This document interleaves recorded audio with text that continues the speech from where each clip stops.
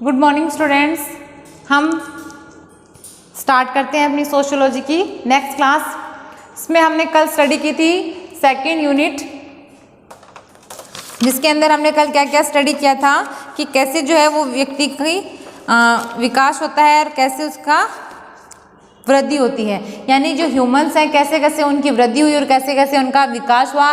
तो जो प्राचीन काल से जो हमारी सभ्यताएं हैं, जो लोगों का जो रहन सहन था जो है मतलब कैसे उनके अंदर चेंजेस हुआ, वो हमने सब कल पढ़ा था।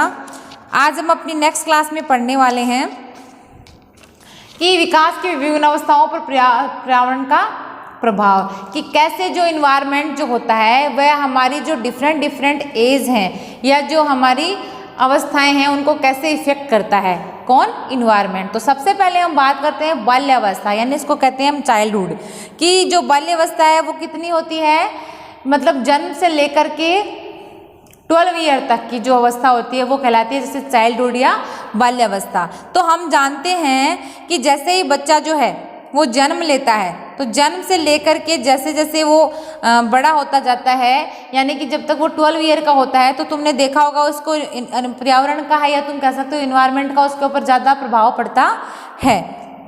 ठीक है, इसके जैसे ही हमने देखा है कि बेबी जो होता है वो अपनी माँ के गर्भ में होता है या यूट्रस से बाहर आता है, तो अंदर का तापमान अलग होता है, बाहर का टेम्परेचर अलग होता है, वहाँ का जो इन्वायरमेंट है वो सब क्या करते हैं उसकी हेल्थ को बहुत ज़्यादा प्रभावित करते हैं या इफेक्ट करते हैं। तो सबसे पहले हम बात करते हैं कि बाल्यावस्था को क्या है, कुछ साइंटिस्ट थे जैसे कि मैकआइवर था या जॉन लॉक थे, इन्होंने क्या बताया है कि इसकी 4 स्टेजेस बताई हैं। पहली तो थी इन्फेंट एज जो कितनी होती है एट बर्थ टू 1 ईयर तक होती है। दूसरा है टोडलर एज जो होती है 1 से 3 ईयर, प्री स्कूल एज जो होती है 3 से 6 ईयर और स्कूल एज होती है 6 से 12 ईयर तक।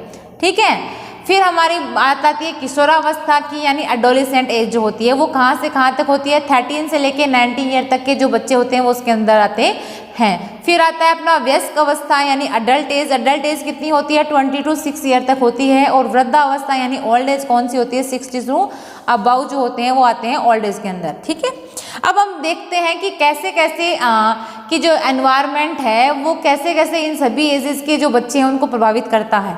ठीक है, तो सबसे पहले हम बात करते हैं कि इन्फेंट एज, इसमें क्या होता है कि जैसे ही बच्चे का जन्म होता है तो वो किसके कांटेक्ट में आता है, अपनी फैमिली के कांटेक्ट में आता है। तो 0 से यानी एट बर्थ से लेके 1 साल तक क्या करता है वो अपनी फैमिली मेंबर को देखता है, उनकी बातें सुनता है, उनके कांटेक्ट में रहता है। तो उसको ये पता है कि ये अपने दादा दादी हैं, माँ पापा हैं, चाचा चाची हैं या अपनी बहन भाई हैं। तो वो क्या करता है उनको देखता है और उन्हीं के जैसे बोलने की कोशिश करता है, उन्हीं के जैसा क्या होता है उसका बिहेवियर भी बनता है। ठीक है, तो वो क्या करता है उसको बहुत ज़्यादा इफेक्ट करते हैं। फिर दूसरा हम बात करते हैं टोडलर एज, यानी कि 1 साल से लेकर 3 साल तक। तो इस एज में क्या होता है कि जैसे जैसे बच्चा बड़ा होता है वो पड़ोसियों के घर में भी जाने लगता है, अपनी कॉलोनी के अंदर भी वो घूमता है।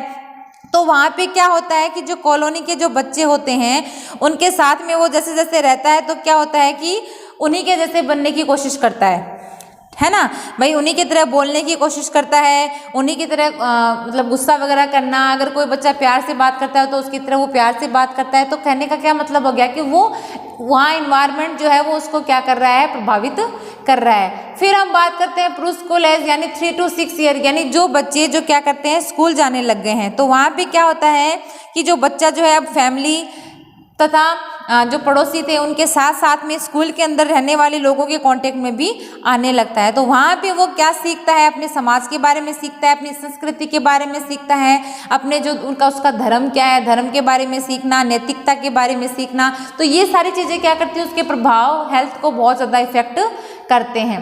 फिर आता है स्कूल एज में जैसे 6 to 12 ईयर के जो बच्चे होते हैं। तो इसमें क्या होता है कि हमने देखा होगा कि स्कूल का जो वातावरण होता है, जो इन्वायरमेंट होता है वो क्या करता है बच्चे की हेल्थ को बहुत ज़्यादा इफेक्ट करता है।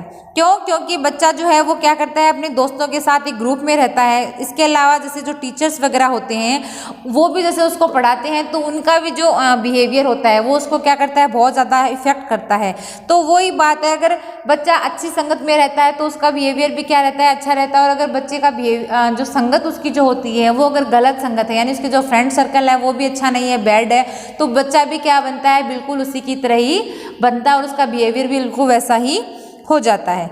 फिर हम बात करते हैं कि किशोरावस्था यानी एडोलेसेंट, इसमें 13 से लेकर के 19 साल तक के बच्चे आते हैं। तो इसमें क्या होता है कि यह संपूर्ण जीवन की सबसे खतरनाक अवधि होती है, या कह सकते हैं कि सबसे एज होती है, डेंजरस एज होती है, ये कहते हैं। तो इसमें क्या होता है कि जो बच्चा जो होता है उसके ऊपर किसका प्रभाव पड़ता है, एक तो उसके फ्रेंड सर्कल, टीचर्स हो गया, इसके अलावा जो हमारी सोसाइटी में रहने वाले जो अदर व्यक्ति जो होते हैं उनका प्रभाव भी उसके ऊपर पड़ता है। यानी क्या होता है, उसका खुद का क्या एक एटीट्यूड हो जाता है, वो चेंज हो जाता है। एटीट्यूड कहते हैं ना, किसी किसी को बहुत ज़्यादा गुस्सा आता है, कुछ कुछ बंदे नॉर्मल होते हैं। तो वो सारी चीज़ें किसमें हमें देखने के लिए मिलती हैं, इस ग्रुप में लोगों में देखने के लिए मिलती हैं। इसके अलावा वो हमारे क्या क्या रूल रेगुलेशन है उनको भी समझता है, हमारा कानून क्या है, ठीक है, कौन कौन सी जो प्रथाएं हैं वो हमारे समाज में चल रही हैं और कौन सी प्रथाओं का हमें विरोध करना चाहिए, यानी कौन कौन से नियम ऐसे जो गलत हैं तो उनका भी वो क्या करते हैं, विरोध वहाँ पे करते हैं। फिर हम बात करते हैं वयस्क अवस्था यानी कि एडोलेसेंट एज। इसके अंदर क्या होता है कि व्यक्ति का जो बौद्धिक विकास है वो हो जाता है, वो क्या होता है कि इमोशनल बन जाता है और इसके साथ साथ उसका फिजिकली भी प्रॉपर विकास हो चुका होता है। इस अवस्था में व्यक्ति क्या करता है, समाज की जिम्मेदारियां निभाना शुरू कर देता है। यानी अपने समाज में जो जो जिम्मेदारियां होती हैं, जैसे शादी हो गई तो शादी के बाद में जैसे पत्नी हो गई, फिर धीरे धीरे से बच्चे हो गए, फिर फैमिली हो गई तो फैमिली की रिस्पॉन्सिबिलिटी आ गई, इसके अलावा मम्मी पापा की रिस्पॉन्सिबिलिटी, तो वो क्या बनता है, एक जिम्मेदार नागरिक बनता है। तो उसके ऊपर क्या आ जाती है, सारी जिम्मेदारियां आ जाती हैं। इसके अलावा वो क्या करता है, नेचर, सामाजिक तथा कुछ आर्थिक, सांस्कृतिक, ये सभी क्या करते हैं, उसको इफेक्ट करते हैं, ठीक है। फिर हम बात करते हैं ओल्ड एज की। तो ओल्ड एज में भी क्या होता है कि जैसे व्यक्ति 60 या 60 से ऊपर का हो जाता है तो वो क्या करता है, सामाजिक आर्थिक स्थिति में परिवर्तन आने लगता है। ये परिवर्तन ऐसे आता है कि व्यक्ति के जीवन में विभिन्न घटनाएं घटित हो चुकी होती हैं। या तो ऐसा होता है कि उसका जो जीवन साथी होता है वो मर जाता है, या फिर उनका तलाक हो जाता है, या हम कह सकते हैं कि उनके जो हम उम्र के लोग होते हैं उनकी डेथ हो जाती है ना। तो इस या फिर कुछ हम कहते हैं जैसे शारीरिक कमजोरी, यानी कि फिजिकली भी वो क्या रहता है, फिर थोड़ा इल रहने लगता है। तो ये सारे के सारे परिवर्तन क्या करते हैं, उसके जीवन के अंदर परिवर्तन पैदा कर देती है। हमने देखा होगा कभी कभी फ्रेंड की डेथ होने पर वो जो ओल्ड व्यक्ति जो होते हैं वो ज़्यादा डिप्रेशन में रहने लगते हैं, अकेले रहने लगते हैं, ठीक है। या फिर जैसे लाइफ पार्टनर की डेथ हो गई तब भी वो अकेला अकेला फील करते हैं, यानी अपनी बातें शेयर नहीं कर पाते हैं। तो इससे क्या होता है कि उसकी जो हेल्थ है वो बहुत ज़्यादा अफेक्टेड होती है, ठीक है। तो इस तरीके से ये सभी जो अवस्थाएं हैं इनके ऊपर पर्यावरण का जो है वो प्रभाव बहुत ज़्यादा होता है। तो हमने देखा कि कैसे जो इन्वायरमेंट है वो हमारी हेल्थ को इफेक्ट करता है। तो ये हमें जो 4 स्टेजेस हैं वो हमें अच्छे से लर्न करनी है। इसके अलावा एग्जाम में पूछ लेते हैं कि इन्फेंट एज की कहाँ से कहाँ तक होती है, टोडलर एज कौन सी होती है, प्री स्कूल एज में कौन से बच्चे आते हैं और स्कूल एज में किसको काउंट करते हैं, या एडोलेसेंट में कौन सा होता है, जैसे एडल्ट में 22 to 60 ईयर होते हैं। तो ये भी हमें अच्छे से याद होना चाहिए, क्योंकि हो सकता है ऑब्जेक्टिव में इन्हीं में से एक क्वेश्चन भी पूछ लिया जाता है। बाकी हम कल नेक्स्ट क्लास में स्टडी करेंगे।